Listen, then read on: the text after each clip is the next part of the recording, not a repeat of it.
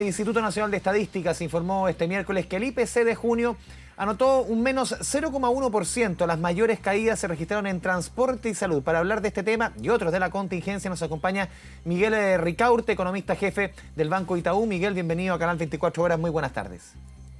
Andrés, ¿cómo estás? Un gusto estar aquí acompañándote. Miguel, lo primero, uno le pregunta a cualquier persona, no sé, dentro de los márgenes que uno se puede mover, supermercado, en feria, ¿cómo están los precios? Y todos te van a decir para arriba, todo el rato. Pero el IPC dice lo contrario. ¿Cómo se explica esa sensación respecto a la realidad? Mira, esa es una buena pregunta. Yo creo que hoy día tiene mucho que ver con dónde estamos nosotros priorizando nuestros gastos. Y lo que se ha hecho evidente, lo que uno mira en los datos del INE también sectoriales, que la gente está priorizando el gasto en aquellas cosas de primera necesidad. Y el IPC sí registró un alza en los alimentos, por ejemplo. Y no así en los otros productos que probablemente son los que menos estamos consumiendo y probablemente eso genera la sensación de que las cosas solo van para arriba porque es donde estamos concentrando los gastos, los ítems justamente que han subido. O sea, las cosas que han caído, por ejemplo, estamos hablando gasolina, es poco lo que estamos usando, muchas veces los viajes, cosas así que no se están consumiendo, salvo el pan que cayó de manera importante, pero lo que más cae, de acuerdo a lo que dice, es lo que por las medidas sanitarias no se está consumiendo.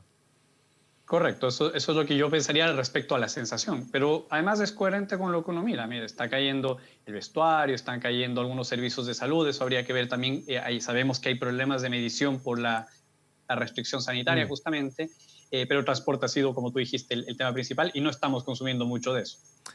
Miguel, el costo de la vida no va a ser tema este año, por lo menos lo que estamos viendo, si uno ve el derrotero un poco de este 2020, los primeros 3 meses previo a la pandemia, con IPC bien pronunciados para 3 meses, 0,6, 0,4, 0,3, 1,3 en el primer trimestre, pero el segundo trimestre ya tenemos un menos 0,2 acumulado.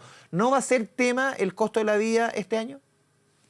Mira, eso es difícil decirlo en ese sentido. Yo creo que, a ver, efectivamente la inflación va a ser baja, pero vamos a tener una situación económica que es la que explica por qué está baja, que tiene que ver con una crisis económica muy potente a nivel global, que obviamente va a tener un impacto, ya lo está teniendo en términos de empleo, de salarios. Entonces, al final es probable que esta menor inflación no alcance a compensar el daño que se genera por el otro lado producto de la pandemia.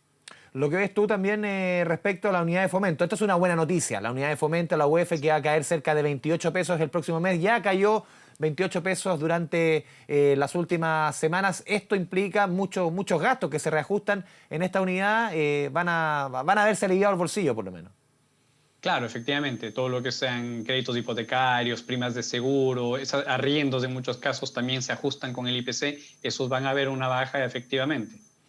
Miguel, mañana también vamos a conocer cifras de desempleo que va a entregar David Bravo, que es economista de la Católica. Él siempre entrega cifras previo a las entregadas por el INE y siempre ha estado muy asertivo, sobre todo en las dos entregas que ha hecho los últimos 2 meses. ¿Cómo ves tú cómo se va complicando el escenario del empleo en nuestro país conforme vamos tomando justamente la medición, va abarcando medidas de cuarentena mucho más duras? Claro, vamos a seguir viendo un deterioro en las cifras de desempleo. Hay que recordar que las cifras que muestra David Bravo con el trabajo que hace en la Universidad Católica están más centradas en el mes puntualmente, mientras que las del INE son un promedio de 3 meses y el de mayo todavía incluía el mes de marzo, que fue un mes más o menos regular. Por lo tanto, cuando veamos un trimestre completo, el segundo trimestre, abril, mayo, junio, como tú dices, progresivamente con más distanciamiento social, las cifras de desempleo seguramente se van a deteriorar y es probable que realmente hacia julio o agosto veamos las mayores tasas de desempleo antes de que esperemos podamos empezar a salir de las medidas de distanciamiento social y se acote estas alzas en el desempleo. ¿Ustedes han hecho proyecciones respecto a eso? Obviamente que hoy día es muy difícil, Miguel, hacer cualquier tipo de proyecciones, pero respecto a cuánto podría llegar la desocupación, David Bravo en la última entrega que hizo, que te insisto en el punto, coincido mucho con la medición que entregó el INE, dio un 11,2, la misma que el INE, y si le sumamos a esto los trabajadores suspendidos, perfectamente podríamos estar en el 20%. ¿Cómo ven ustedes la cifra de desempleo? ¿Cómo podría evolucionar? ¿Cómo proyectan ustedes?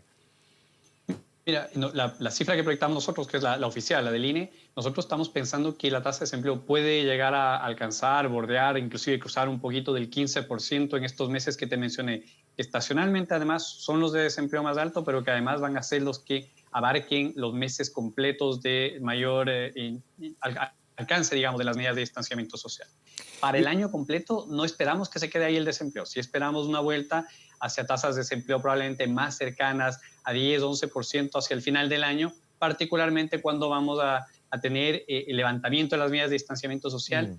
¿Por qué pensamos esto? Porque hay que recordar que una parte importante del desempleo o de la destrucción de empleo que se registró en particular en el trimestre que terminó en mayo fue empleo por cuenta propia, empleo que no depende de una empresa para recontratación, depende de poder salir a la calle a hacer la actividad laboral. Y eso va a ayudar a acotar en algo la tasa de desempleo. Miguel, ¿y cómo ven ustedes también las medidas que ha adoptado la moneda, la discusión? Estamos revisando la discusión recién, el tema de las pensiones. Después te pregunto puntualmente quizás por lo que se discute hoy día por el tema de pensiones, pero las medidas, quiero ir a las medidas que ha adoptado el gobierno, tanto clase media, el ingreso familiar de emergencia, la ley de protección del empleo, las medidas para los trabajadores honorarios. ¿Cómo ves el conjunto de medidas? ¿Es lo suficientemente robusta? ¿Llegaron a tiempo para este momento tan duro para la economía?